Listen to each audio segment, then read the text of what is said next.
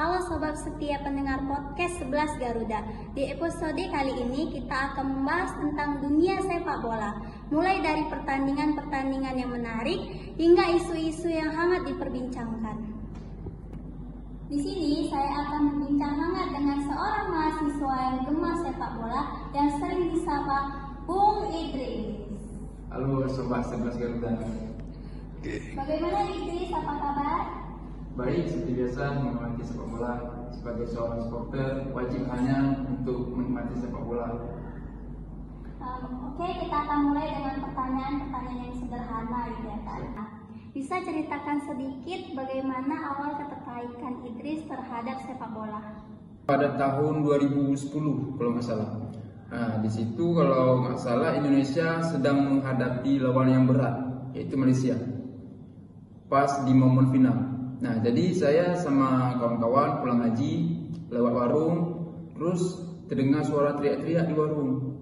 Nah, jadi saya singgah di situ, terus melihat bagaimana keriuhan, semangat, rasa cinta tentang tanah air ada di dalam warung itu, dan itu terbingkai dalam sepak bola. Nah, mulai dari situ saya mulai tertarik hingga beli jersey, masuk komunitas juga dulu, ikut les sepak bola dan lain-lain. Oh, ternyata Idris mengikuti dunia sepak bola sejak tahun 2010. Jadi menurut Idris, bagaimana kondisi sepak bola Indonesia pada saat ini? Kalau kita melihat perkembangan sepak bola Indonesia saat ini, tentu itu menjadi sebuah prestasi yang sangat membanggakan. Karena sejauh ini Indonesia telah berada pada kualifikasi Piala Dunia, dan tidak mudah untuk berada pada posisi tersebut karena kita menghadapi negara-negara besar seperti Jepang, terus Australia, Arab, Cina, dan Bahrain.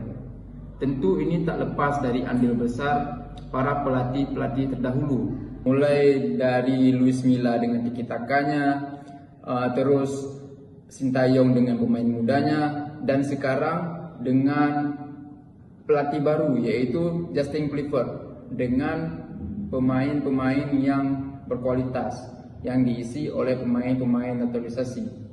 Nah, berbicara soal permainan naturalisasi, bagaimana pandangan Idris terkait banyaknya pro kontra akan hal itu?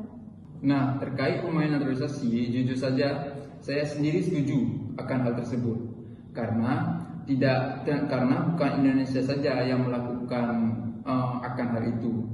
Ini juga telah dilakukan oleh negara-negara lain seperti halnya Prancis yang melakukan naturalisasi pemain-pemain berdarah Afrika dan diikuti oleh negara-negara lain juga, dan itu bukan merupakan persoalan besar di tubuh FIFA.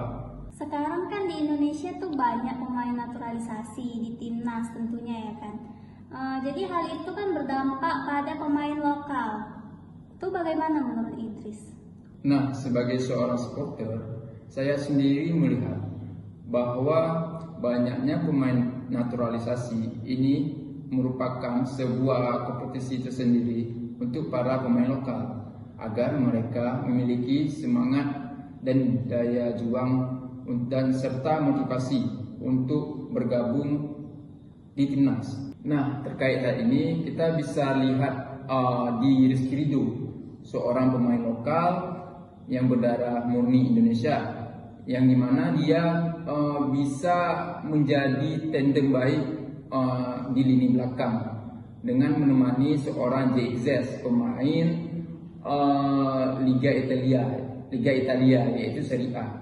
Nah, terkait hal ini saya merasa kalau banyaknya pemain naturalisasi ini bisa menjadi sebuah motivasi tersendiri untuk pemain-pemain lokal agar dapat bergabung di timnas.